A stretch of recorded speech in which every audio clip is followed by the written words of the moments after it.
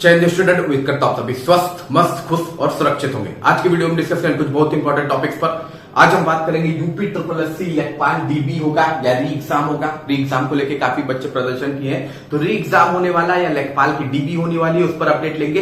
इसके अलावा JEE civil में टोटल पोस्ट कितनी है, इलेक्ट्रिकल मैकेनिकल में टोटल पोस्ट कितनी है, कब तक ये भर्ती आएगी, आगे आपको क्या करना है। बहुत ही इंपॉर्टेंट डेट है कि जेई वाले बच्चे आयोग जाने वाले, किस स्टेट को जाने वाले हैं और क्यों जाना जरूरी, उस पर भी बात करेंगे। इसके अलावा जेई सिविल में किन के सेफ स्कोर रहेंगे, तो आप अपने को सेफ मानिए, अदरवाइज आप अगली भर्ती की प्रिपरेशन कीजिए, क्या जा सकती है कट ऑफ, उस पर भी बात करेंगे।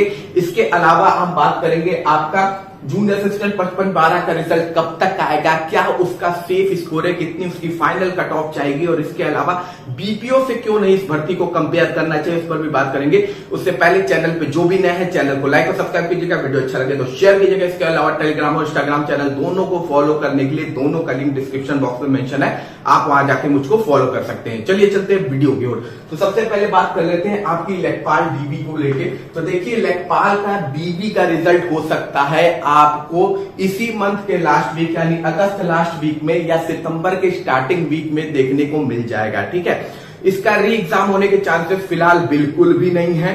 काफी बच्चों ने इसके लिए धरना दिया, प्रयागराज पे भी दिया, लखनऊ में भी दिया, पर इसका कोई इफेक्ट होने वाला है नहीं।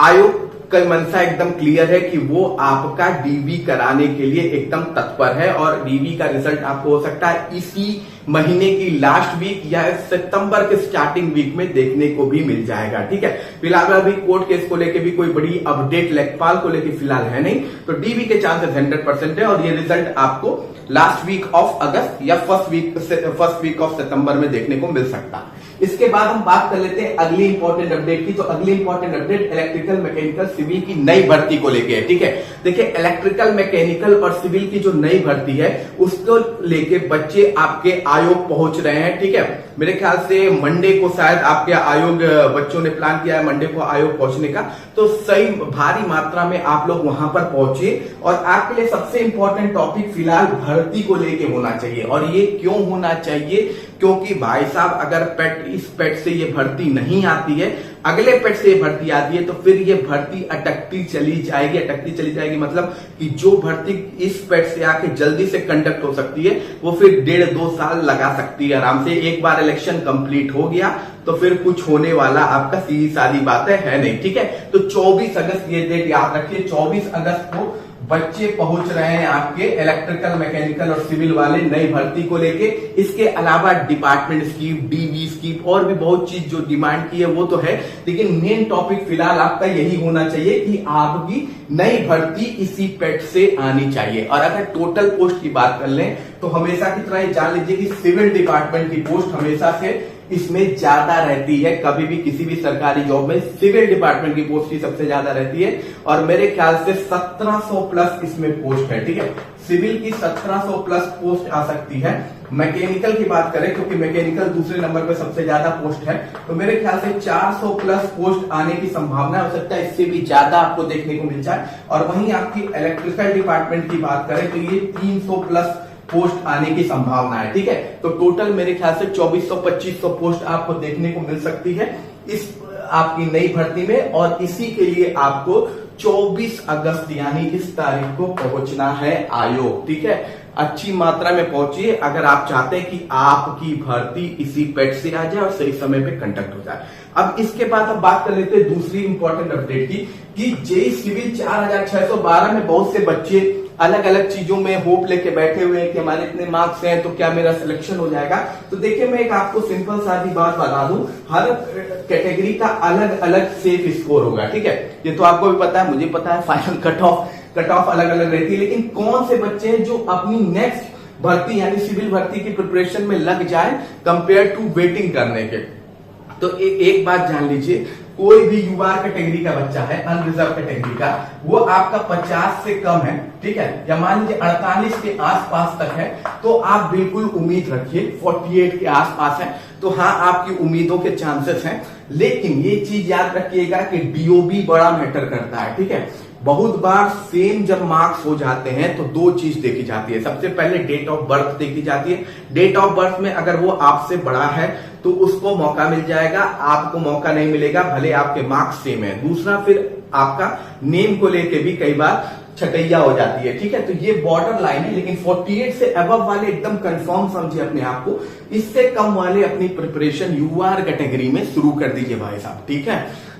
चांसेस है हो जाएगा, नो डाउट है, डिपार्टमेंट स्कीप होगा, लेकिन 50-50 है, तो इसमें रिस्क नहीं लेने का, अपनी अगली प्रिपरेशन पे लग जाने का, ठीक है। इसके बाद ओबीसी की बात करें तो ये भी आपका लगभग 46 के आसपास, अगर आप घूम रहे हैं कहीं 46 के आसपास तो ठीक है, सेफ जोन में है आप।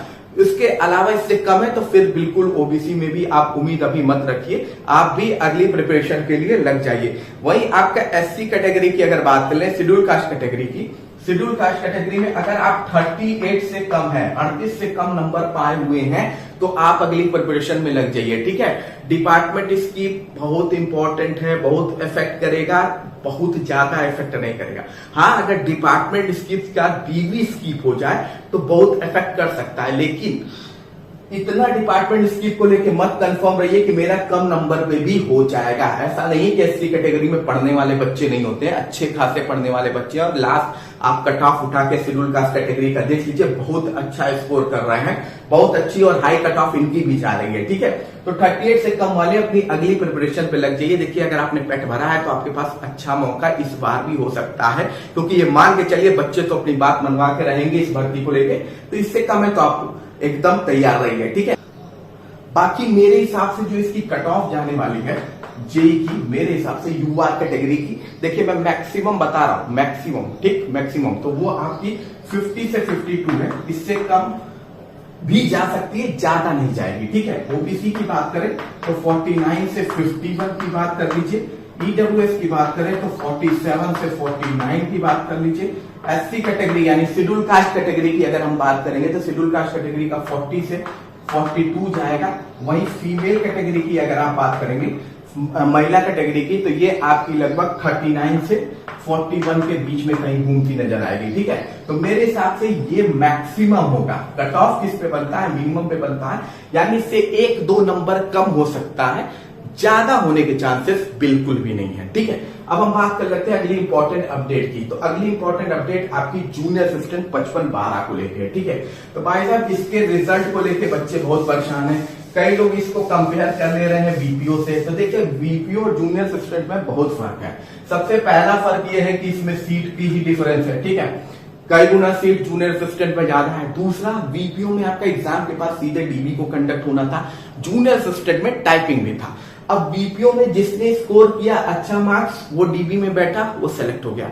जूनियर असिस्टेंट में ऐसा नहीं है। जूनियर असिस्टेंट में आपने स्कोर भले अच्छा किया हो, टाइपिंग में अगर आप सेलेक्ट नहीं हुए तो आप बाहर हो जाएंगे। यानी यहाँ पे ये कंफर्म नहीं है कि जो हाईएस्ट स्कोरर है वो सेलेक्ट ही हो जाएगा, अगर वो टाइपिंग पास नहीं होता है तो वो बाहर हो जाएगा, ठीक है। लेकिन बीपीओ में ऐसा था नहीं, तो दोनों भर्ती को कंपेयर करना ही बेकार बात है, ठीक है। इससे इसकी कोई कंपैरिजन बनती नहीं है, दोनों का मेथड ही टोटल अलग है, ठीक।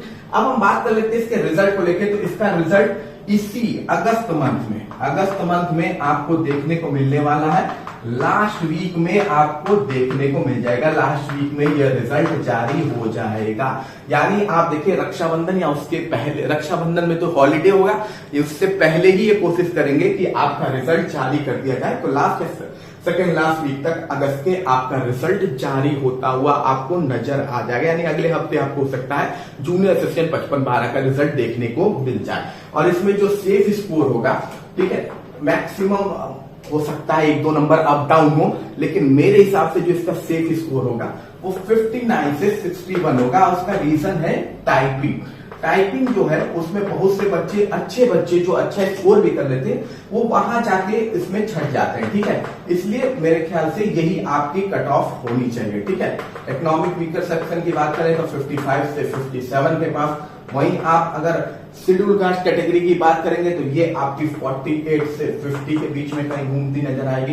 एसटी कैटेगरी यानी ट्राइबल कैटेगरी की आप बात करेंगे तो ये आपका लगभग 37 से 39 के बीच कहीं घूमता नजर आएगा। और वहीं आप फीमेल कैटेगरी यानी महिला कैटेगरी की बात करेंगे तो कहीं 49 से 51 पे घूमती नजर आएगी। तो मेरे हिसाब से ये आपकी 55-12 की एक्सपेक्टेड कट ऑफ है। इसको वीपीओ से बिल्कुल भी आप कंपेयर करने की कोशिश मत कीजिए। बाकी कोई भी क्वेश्चन है तो आप कमेंट बॉक्स में पूछ सकते हैं। मिलते हैं अगली वीडियो में। जय हिंद, जय भारत।